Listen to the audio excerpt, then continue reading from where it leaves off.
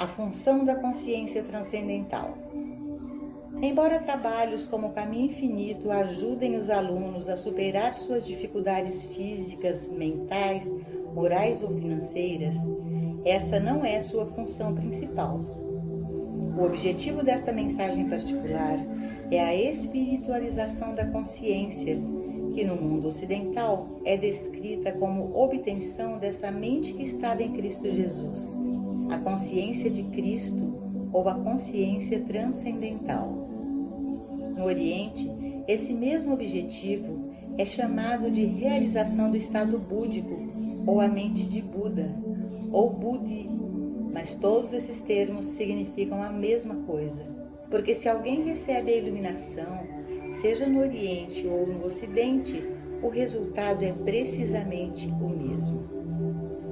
O ponto que eu gostaria que você visse neste momento é que o objetivo de todo trabalho religioso deve ser a iluminação espiritual, isto é, a obtenção da luz espiritual. Quando essa luz chega, ela surge como um estado transcendental de consciência, e é a obtenção desse estado transcendental de consciência que realmente constitui a atividade do caminho infinito e é fundamental para o seu ensino. A primeira pergunta que naturalmente surgiria na mente de qualquer buscador é: o que é o estado transcendental de consciência e que função desempenha na minha experiência? Minha resposta para isso é que a consciência transcendental ou espiritual é um estado de consciência que libera instantaneamente um indivíduo de toda preocupação material. Essa, acredito, é sua primeira e maior função em nossas vidas. Ele nos libera do medo e da dúvida, nos liberta da preocupação com o que devemos comer, com o que devemos beber ou com o que nos vestiremos. E mais importante de tudo, nos liberta do medo da morte. Quer tenhamos pensado conscientemente ou não, todos nós, no plano humano da vida, tememos a morte. De fato, a única razão pela qual tememos a doença é porque a consequência natural da doença é a morte. Nós também tememos a idade, porque a idade traz consigo a conotação da morte vindoura. A morte, por sua inevitabilidade, é aquela que é temida, e o medo da morte é muitas vezes a causa das nossas doenças. Com o primeiro toque da luz espiritual, entretanto, todo o medo da morte desaparece, porque essa luz revela que não há morte e que a experiência de passar deste plano de vida para o que é chamado de próximo plano não é realmente uma morte, é apenas outra experiência, como no nosso nascimento. É uma passagem de uma fase da vida para outra. Em outras palavras, a vida nunca teve um começo. Portanto, a nossa vinda a este mundo foi apenas uma vinda de outra fase da vida. Alguns daqueles que alcançaram certo grau de iluminação podem voltar e ver diferentes aspectos de sua vida antes de sua experiência atual na Terra. Embora isso nem sempre seja possível, no entanto, com o primeiro sabor da luz espiritual, percebemos que, como não há morte, não é preciso temê-la. E assim que esse medo é eliminado, o corpo parece se ajustar a si mesmo e a saúde começa a se manifestar em vez da doença e dos sinais da idade. A consciência transcendental liberta-se da preocupação com pessoas ou coisas. Além disso, uma vez que a luz espiritual tocou a alma ou a consciência de um indivíduo, nunca mais haverá preocupação com o que chamamos de suprimento, o que comeremos ou beberemos, com o que nos vestiremos ou quanto ganharemos, ter ou não ter.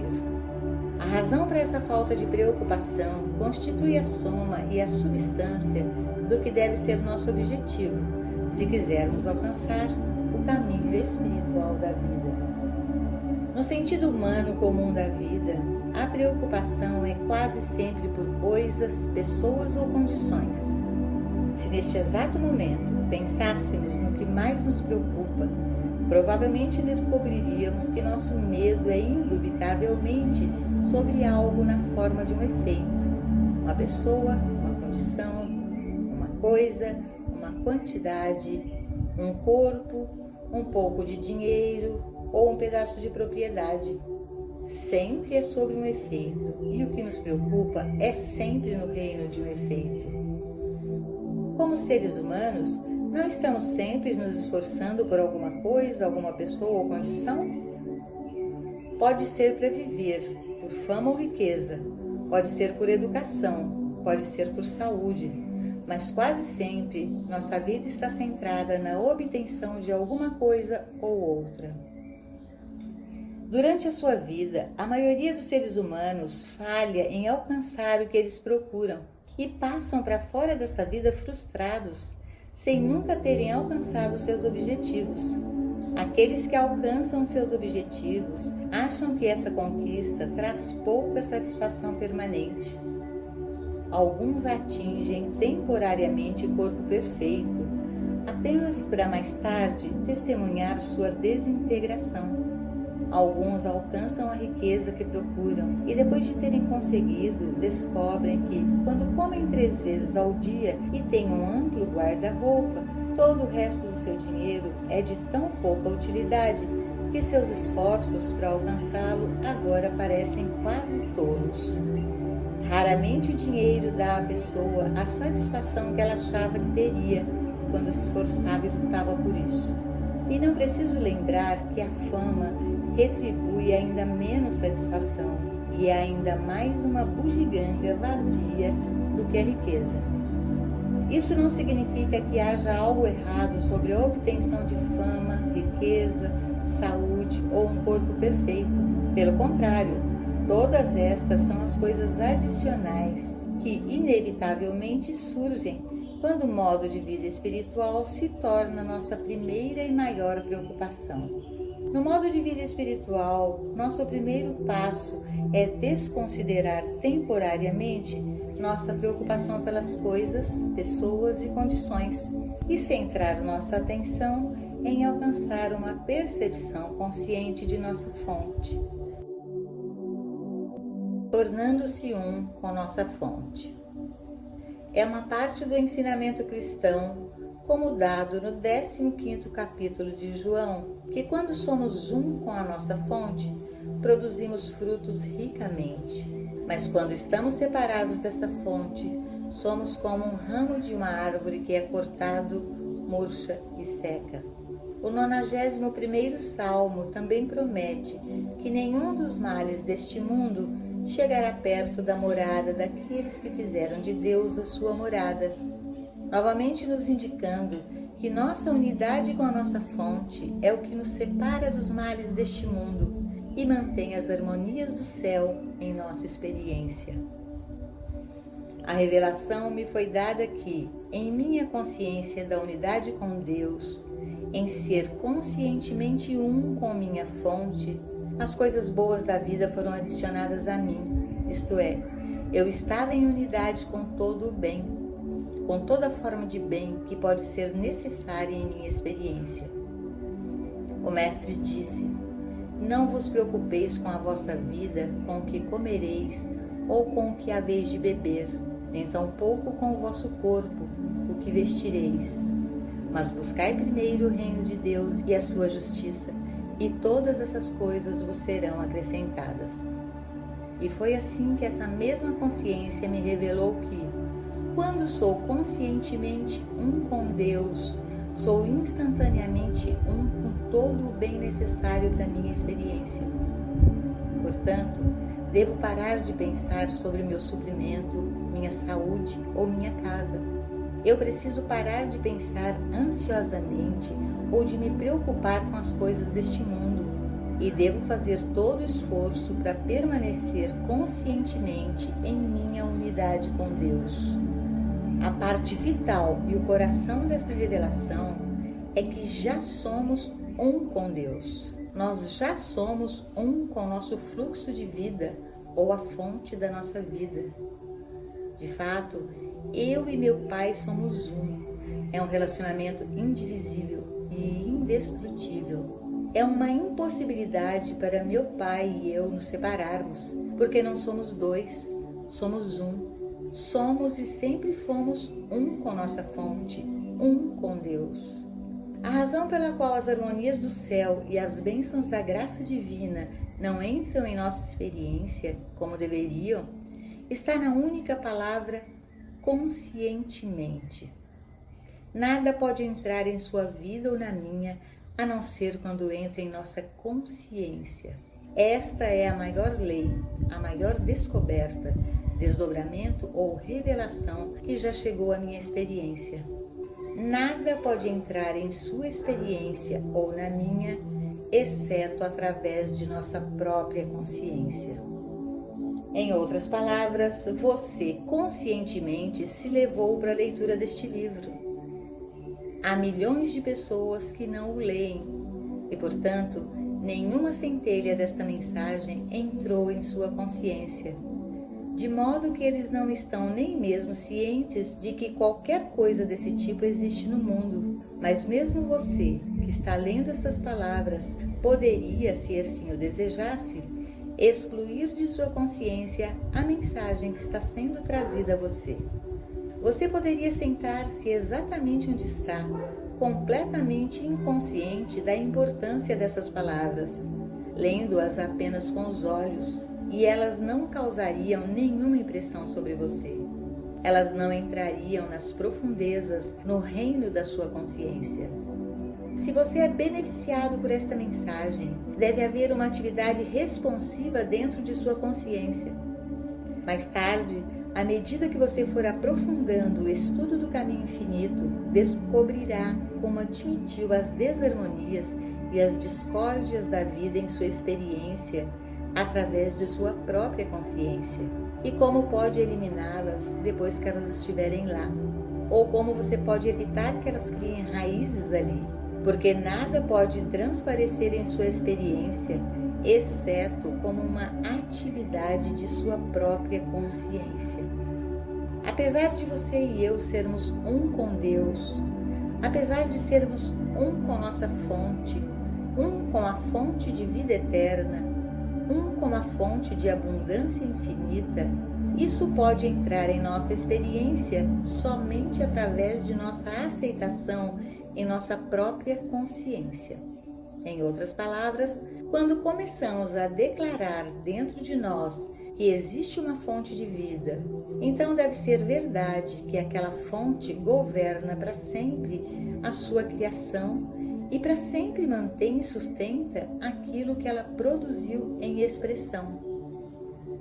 E assim, a partir do momento em que percebemos conscientemente que estamos sempre no seio de nosso Pai e sempre um com nossa fonte, indivisíveis e inseparáveis dessa fonte, fica claro para nós que tudo que está fluindo deste fluxo de vida, tudo que emana dessa fonte infinita, está se derramando dentro, em e através de nossa consciência individual.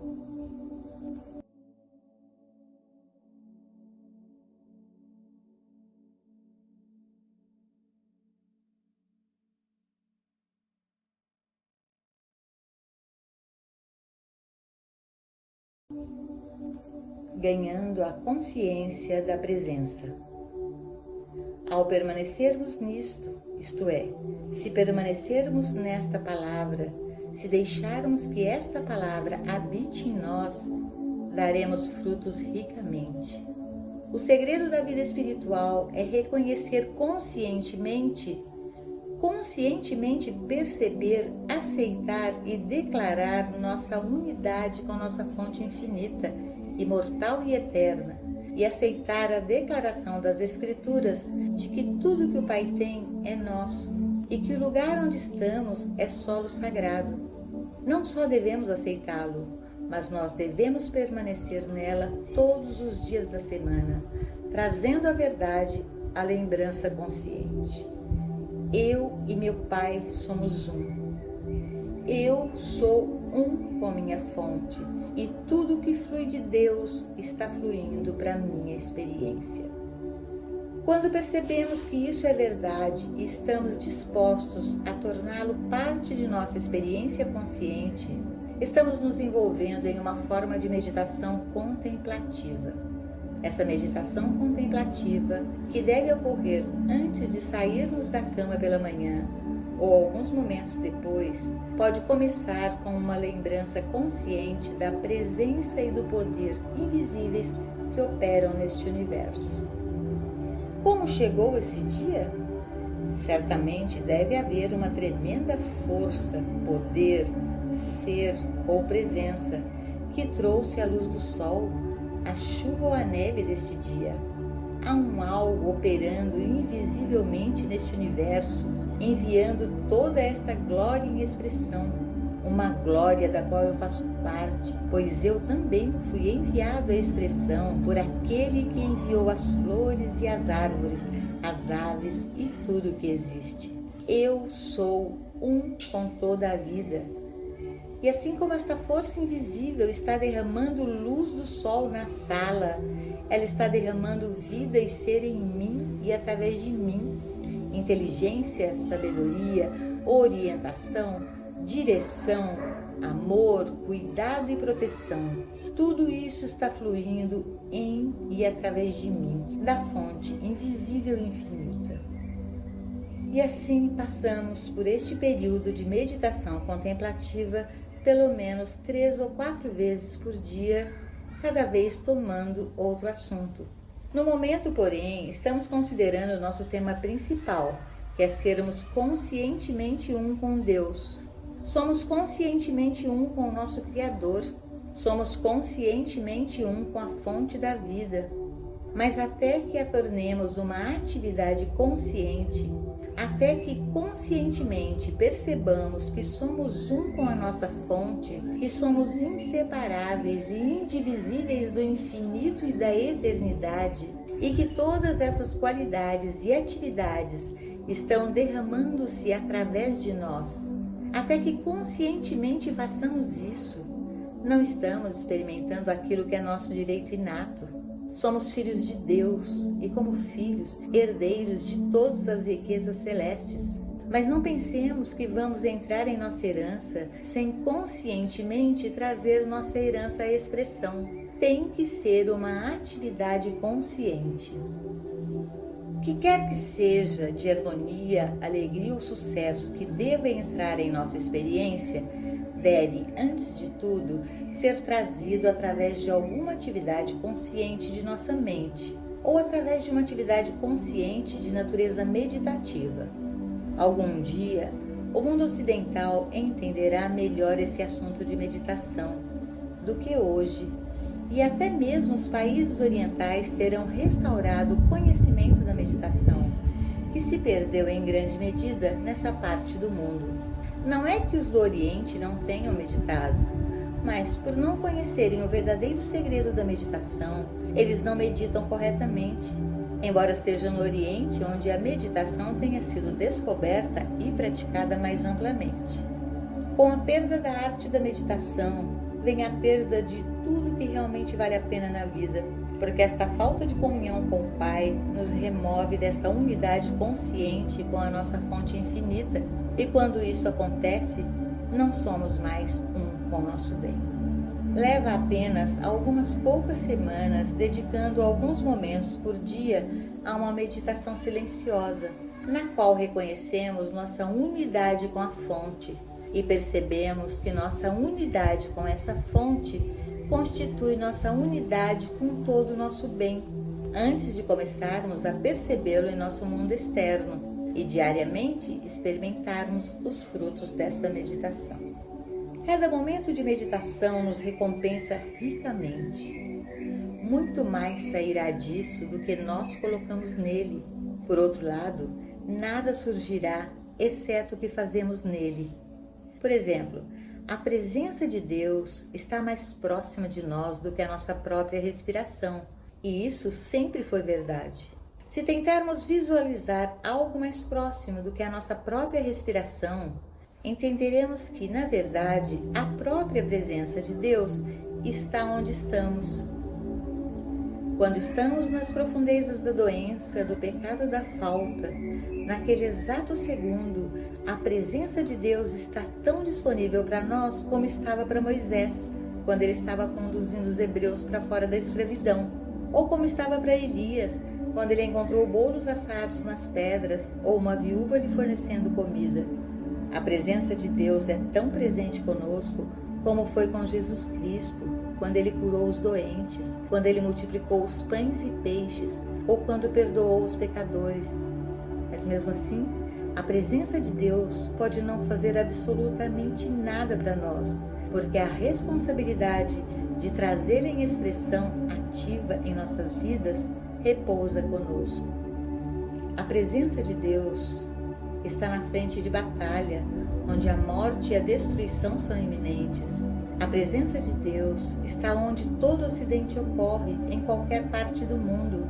A presença de Deus está em todos esses lugares e circunstâncias, mas a presença de Deus é inútil para qualquer um, exceto para aqueles que estão habitando na percepção consciente desta verdade.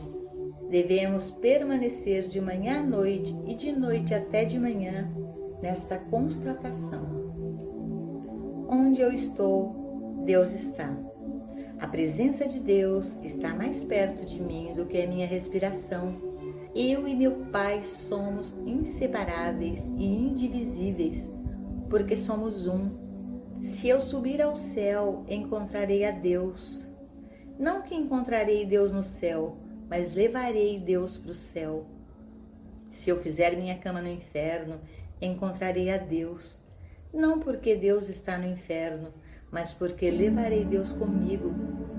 E se eu caminhar pelo vale da sombra da morte, encontrarei Deus, porque onde eu estou, Deus está, e onde Deus está, eu estou.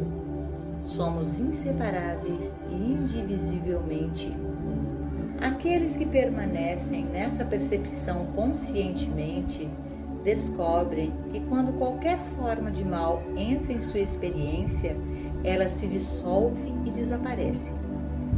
Este é o segredo da vida mística. Este é o segredo da vida espiritual. Está tudo incorporado na única palavra conscientemente. Aqueles que conscientemente conhecem a verdade são aqueles que experimentam a verdade, porque a verdade está presente, quer eles saibam ou não. 2 vezes 2 são 4, mesmo na presença daqueles que não o conhecem. Mas para ser de algum benefício, 2 vezes 2 deve ser conscientemente conhecido.